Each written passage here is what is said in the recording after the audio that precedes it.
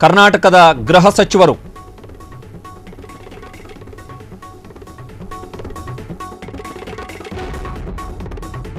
ಮಂತ್ರಿ ಆಗ್ತಾರಾ ಕಾಂಗ್ರೆಸ್ನ ಆ ಸಂಸದ ಕಾಂಗ್ರೆಸ್ಸಿಗೆ ರಾಜೀನಾಮೆಯನ್ನು ಕೊಟ್ಟು ಬಿಜೆಪಿಗೆ ಹೋಗ್ತಾರಾ ಕಾಂಗ್ರೆಸ್ನ ಆ ಸಂಸದ ಅಸಮಾಧಾನಗೊಂಡಿರುವಂತಹ ಕಾಂಗ್ರೆಸ್ ಸಂಸದರ ಮುಂದಿನ ನಡೆ ಏನು ಪ್ರಧಾನಿ ನರೇಂದ್ರ ಮೋದಿ ಅವರ ಜೊತೆಗೆ ನಿನ್ನೆ ಒಂದೇ ವೇದಿಕೆಯಲ್ಲಿ ಕಾಂಗ್ರೆಸ್ನ ಆ ಸಂಸದ ಕಾಣಿಸಿಕೊಂಡಿದ್ರು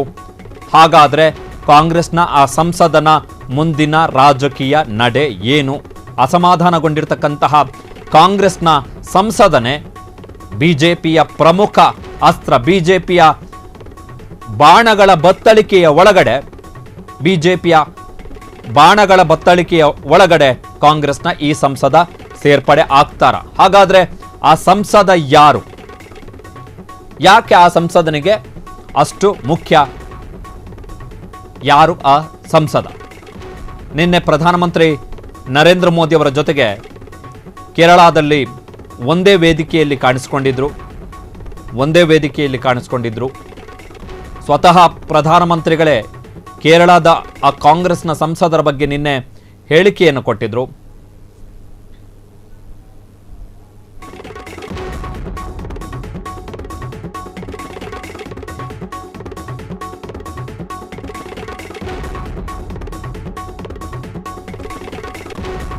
ಕಾಂಗ್ರೆಸ್ನ ಸಂಸದ ಶಶಿ ತರೂರ್ ಬಿಜೆಪಿಗೆ ಹೋಗ್ತಾರ ತಿರುವನಂತಪುರಂನ ಕಾಂಗ್ರೆಸ್ ಸಂಸದರ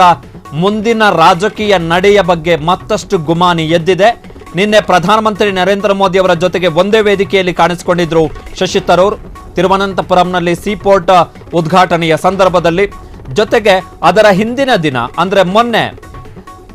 ತಿರುವನಂತಪುರಂಗೆ ಅಂದ್ರೆ ಕೇರಳದ ಭೇಟಿಗಾಗಿ ಆಗಮಿಸಿದಂತಹ ಪ್ರಧಾನಮಂತ್ರಿ ನರೇಂದ್ರ ಮೋದಿ ಅವರನ್ನ ತಾವು ಖುದ್ದಾಗಿ ಹೋಗಿ ಸ್ವಾಗತವನ್ನ ಮಾಡಿದ್ರು ದೆಹಲಿಯಲ್ಲಿ ವಿಮಾನ ವಿಳಂಬ ಆದರೂ ಕೂಡ ಸಮಯಕ್ಕೆ ಸರಿಯಾಗಿ ತಿರುವನಂತಪುರಂಗೆ ಬಂದು ನಾನು ಪ್ರಧಾನಮಂತ್ರಿಗಳನ್ನ ಸ್ವಾಗತಿಸಿದೆ ಅಂತೇಳಿ ಶಶಿ ತರೂರ್ ಅವರು ಬರ್ಕೊಂಡಿದ್ರು ಹಾಗಾದ್ರೆ ಶಶಿ ತರೂರ್ ಕಾಂಗ್ರೆಸ್ ಅನ್ನ ಬಿಟ್ಟು ಬಿಜೆಪಿಗೆ ಹೋಗ್ತಾರ ಮುಂದಿನ ವಿಧಾನಸಭಾ ಚುನಾವಣೆ ಮುಂದಿನ ವರ್ಷದ ಏಪ್ರಿಲ್ನಲ್ಲಿ ಮತ್ತು ಮೇ ತಿಂಗಳಲ್ಲಿ ಏನು ಕೇರಳದಲ್ಲಿ ವಿಧಾನಸಭಾ ಚುನಾವಣೆ ನಡೆಯಲಿದೆ ಅಲ್ಲಿ ಬಿಜೆಪಿಯ ಮುಖ್ಯಮಂತ್ರಿ ಅಭ್ಯರ್ಥಿಯಾಗಿ ಮುಖ್ಯಮಂತ್ರಿ ಮುಖವಾಗಿ ಶಶಿ ತರೂರ್ ಅವರು ಹೋಗ್ತಾರ ಬಿಜೆಪಿಗೆ ಇದು ಮೊನ್ನೆಯ ಫೋಟೋ ಪಕ್ಕದಲ್ಲಿ ನೀವು ನೋಡ್ತಾ ಇರುವಂಥದ್ದು ತಿರುವನಂತಪುರಂನಲ್ಲಿ ಪ್ರಧಾನಮಂತ್ರಿ ನರೇಂದ್ರ ಮೋದಿ ಅವರನ್ನ ಶಶಿ ತರೂರ್ ಅವರು ಸ್ವಾಗತಿಸಿದಂತಹ ಫೋಟೋ ಎರಡನೆಯದ್ದು ಪಕ್ಕದಲ್ಲಿ ನೀವು ನೋಡ್ತಾ ಇರುವಂಥದ್ದು ನಿನ್ನೆ ವೇದಿಕೆಯಲ್ಲಿ ಪ್ರಧಾನಮಂತ್ರಿ ನರೇಂದ್ರ ಮೋದಿ ಮತ್ತು ಶಶಿ ತರೂರ್ ಪರಸ್ಪರ ಕೈ ಕುಲುಕಿ ಮಾತನಾಡ್ತಿರುವಂತಹ ವಿಡಿಯೋವನ್ನು ನೋಡ್ತಾ ಇದ್ದೀರಿ ಶಶಿ ತರೂರ್ ಅಸಮಾಧಾನಿತ ಕಾಂಗ್ರೆಸ್ನ ಸಂಸದ 2024ರ ಲೋಕಸಭಾ ಚುನಾವಣೆಯ ಹೊತ್ತಿಗಾಗಲೇ ಶಶಿ ತರೂರ್ ಮೇಲೆ ಸಾಕಷ್ಟು ಗುಮಾನಿ ಇತ್ತು ಹೋಗಬಹುದು ಅಂತೇಳಿ ಬಟ್ ಶಶಿ ತರೂರ್ ಕಾಂಗ್ರೆಸ್ನಲ್ಲೇ ನಿಂತು ಗೆದ್ದು ಬಂದರು ತಿರುವನಂತಪುರಂನಿಂದ ಗೆದ್ದು ಬಂದರು ಇತ್ತೀಚಿನ ಈ ವರ್ಷವೇ ಶಶಿ ತರೂರ್ ತಮ್ಮದೇ ಪಕ್ಷದ ಕೆಲವೊಂದಿಷ್ಟು ನಿರ್ಧಾರಗಳಿಗೆ ಕಾಂಗ್ರೆಸ್ನ ಕೆಲವೊಂದಿಷ್ಟು ನಿಲುವುಗಳಿಗೆ ವಿರುದ್ಧವಾಗಿ ಮಾತಾಡ್ತಿದ್ದಾರೆ ಅದು ರಷ್ಯಾ ಉಕ್ರೇನ್ ಯುದ್ಧ ಇರಬಹುದು ಎರಡನೆಯದ್ದು ಪ್ರಮುಖವಾಗಿ ಪಹಲ್ಗಾಮ್ ದಾಳಿಗೆ ಸಂಬಂಧಪಟ್ಟ ಹಾಗೆ ಪ್ರಧಾನಮಂತ್ರಿ ನರೇಂದ್ರ ಮೋದಿ ಸರ್ಕಾರದ ಭದ್ರತಾ ವೈಫಲ್ಯವನ್ನ ಕಾಂಗ್ರೆಸ್ನ ನಾಯಕರು ಪ್ರಶ್ನೆ ಮಾಡ್ತಾ ಇದ್ರೆ ಇತ್ತ ಶಶಿ ತರೂರ್ ಹೇಳ್ತಾರೆ ಯಾವುದೇ ಸರ್ಕಾರವಾಗಲಿ 100% ಭದ್ರತಾ ವೈಫಲ್ಯ ಆಗದಂತೆ ಇರಕ್ಕಾಗಲ್ಲ ಅಂತೇಳಿ 100% ಭದ್ರತಾ ವೈಫಲ್ಯ ಆಗೋದೇ ಇಲ್ಲ ಅಂತೇಳಿ ಹೇಳಕ್ಕಾಗಲ್ಲ ಅದು ಯಾವುದೇ ಸರ್ಕಾರ ಆದರೂ ಸರಿ ಅಷ್ಟೊಂದು ಇಂಟೆಲಿಜೆನ್ಸ್ ಏನು ಗುಪ್ತಚರ ವಿಚಾರದಲ್ಲಿ ಅಷ್ಟೊಂದು ಪವರ್ಫುಲ್ ಇರುವಂತಹ ಇಸ್ರೇಲ್ನಲ್ಲೇ ಹಮಾಸ್ನ ಉಗ್ರರು ಹೋಗಿ ಇಸ್ರೇಲಿಗರನ್ನ ಸಾಯಿಸಿದ್ರು ಸೊ ಯಾವುದೇ ರಾಷ್ಟ್ರ ಅಷ್ಟೊಂದು ಫುಲ್ ಪ್ರೂಫ್ ಆಗಿರಕ್ಕಾಗಲ್ಲ ಅಂತೇಳಿ ಶಶಿ ತರೂರ್ ಅವರು ಪ್ರಧಾನಮಂತ್ರಿ ನರೇಂದ್ರ ಮೋದಿ ಅವರ ಸರ್ಕಾರವನ್ನು ಬೆಂಬಲಿಸಿಕೊಂಡಿದ್ರು ಶಶಿ ತರೂರ್ ಅವರ ಪ್ರಮುಖ ಆಕ್ಷೇಪ ಇರುವಂಥದ್ದು ಕಾಂಗ್ರೆಸ್ನ ಒಳಗಡೆ ಏನು ಅಂತ ಹೇಳಿದ್ರೆ ನಾನು ಕೇರಳದಲ್ಲಿ ಸದ್ಯಕ್ಕೆ ಕಾಂಗ್ರೆಸ್ನ ಒಳಗಡೆ ಅತ್ಯಂತ ಜನಪ್ರಿಯ ನಾಯಕ ಕೇರಳದಲ್ಲಿ ನಡೆಸಲಾಗಿರುವಂತಹ ಸರ್ವೆಯ ಪ್ರಕಾರ ನನ್ನ ಪಾಪ್ಯುಲಾರಿಟಿ ಕಾಂಗ್ರೆಸ್ನ ಒಳಗಡೆ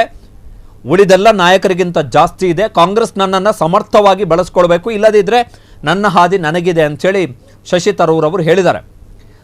ಶಶಿ ತರೂರ್ ಅವರು ಸ್ಪಷ್ಟನೆಯನ್ನು ಕೂಡ ಕೊಟ್ಟಿದ್ದರು. ನನ್ನ ಹೇಳಿಕೆಯನ್ನು ತಿರುಚಲಾಗಿದೆ, ನಾನು ಹೇಳಿದ್ದೇ ಬೇರೆ, ಪತ್ರಿಕೆಗಳು ಅಥವಾ ಮಾಧ್ಯಮದವರು ವರದಿ ಮಾಡಿದ್ದೇ ಬೇರೆ ಅಂಥೇಳಿ ಶಶಿ ತರೂರ್ ಸ್ಪಷ್ಟನೆಯನ್ನು ಕೊಟ್ಟಿದ್ದರು. ಆದರೆ ರಾಜಕಾರಣದಲ್ಲಿ ಯಾವುದು ಕೂಡ ಹೀಗೆ ಆಗುತ್ತೆ ಅಂತೇಳಿ ಹೇಳೋಕ್ಕಾಗಲ್ಲ.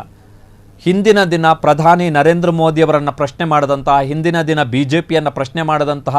ಕಾಂಗ್ರೆಸ್ನ ಅದೆಷ್ಟೋ ದೊಡ್ಡ ನಾಯಕರೇ ಮಧ್ಯರಾತ್ರಿಗೆ ಮೋದಿ ಮತ್ತು BJPಯನ್ನು ಪ್ರಶ್ನೆ ಮಾಡಿ ಟ್ವೀಟ್ ಹಾಕದಂಥವರು ಬೆಳಿಗ್ಗೆ ಮಧ್ಯಾಹ್ನ ಆಗೋಷ್ಟು ಮರುದಿನ ಬೆಳಿಗ್ಗೆ ಮಧ್ಯಾಹ್ನ ಆಗೋಷ್ಟೊತ್ತಿಗೆ BJP ಕಚೇರಿಯಲ್ಲಿ ಸದಸ್ಯತ್ವ ಪಡೆದು ಶಾಲು ಹಾಕಿದಂಥ ಉದಾಹರಣೆಗಳಿದ್ವೆ. ಯಾವುದೂ ಅಸಾಧ್ಯ ಏನಿಲ್ಲ, ಹೋದರೂ ಹೋಗ್ಬೋದು. ಕಳೆದ ಚುನಾವಣೆಯಲ್ಲಿ BJP ಅವರು ಅಲ್ಲಿ ಮೆಟ್ರೋಮ್ಯಾನ್ ಶ್ರೀಧರನ್ ಅವರನ್ನು ಪಕ್ಷಕ್ಕೆ ಕರೆ ತಂದು ಅವರನ್ನು ಮುಖ್ಯಮಂತ್ರಿ ಅಭ್ಯರ್ಥಿಯನ್ನಾಗಿ ಘೋಷಿಸಿ ಎಲೆಕ್ಷನ್ಗೆ ಹೋಯಿತು. ಪಾಪ ಅವರೇ ಮೆಟ್ರೋಮ್ಯಾನ್ ಅವರೇ ಠೇವಣಿ ಕಳ್ಕೊಂಡು ಹೀನಾಯವಾಗಿ ಸೋತರು. ಸೊ ಅಲ್ಲಿ ಈಗ ಬೇಕಾಗಿದೆ BJPಗೂ ಕೂಡ ಒಂದು ಕ್ರೆಡಿಬಲ್ ಫೇಸ್ ಬೇಕು ಮುಖ್ಯಮಂತ್ರಿ ಅಭ್ಯರ್ಥಿ ಸ್ಥಾನಕ್ಕೆ. ಆ ಕ್ರೆಡಿಬಲ್ ಫೇಸನ್ನು ಶಶಿ ತರೂರ್ ಅವರು ಡೆಲಿವರಿ ಮಾಡ್ಬೋದು.